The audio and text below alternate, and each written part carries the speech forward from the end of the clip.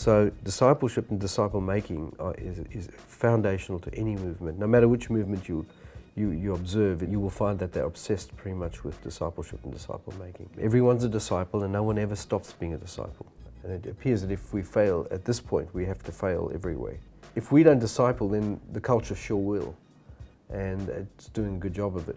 And so we have to disciple over against the prevailing religious energies and powers of our day, which is, I think, the power of the market to determine our lives.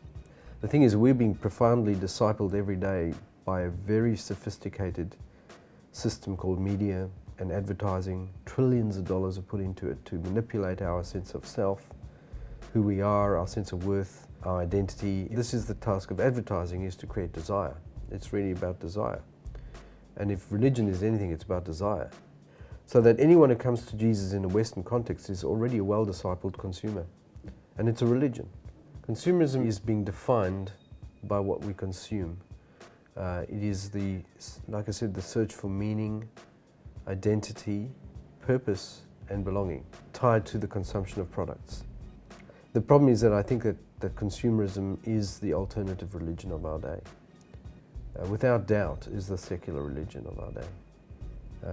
There's no such religious force in the West as powerful as consumerism. For me, the most simplest definition, I think one that gets to the core of what discipleship's about, is becoming more and more like Jesus, like the one I love.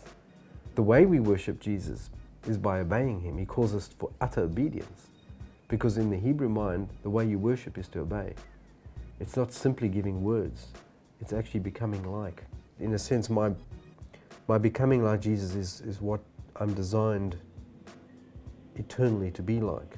When we shall see him, we shall be like him. Look what the early church does. They grow like wildfire because they got disciples, not consumers. You cannot build a church on consumers.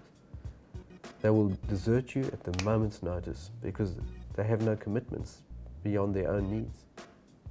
You can't build on that. Jesus is quite wise in this. You can take his advice quite seriously. Quite literally. Die. Jesus can take 12, and by extension the 70, and build a movement that changes the world on disciples. He could never have done that on consumers. You've got people who are willing to pay the price. They've already died to their own agendas. They're now living for the Lordship of Jesus. With that, you can build movements.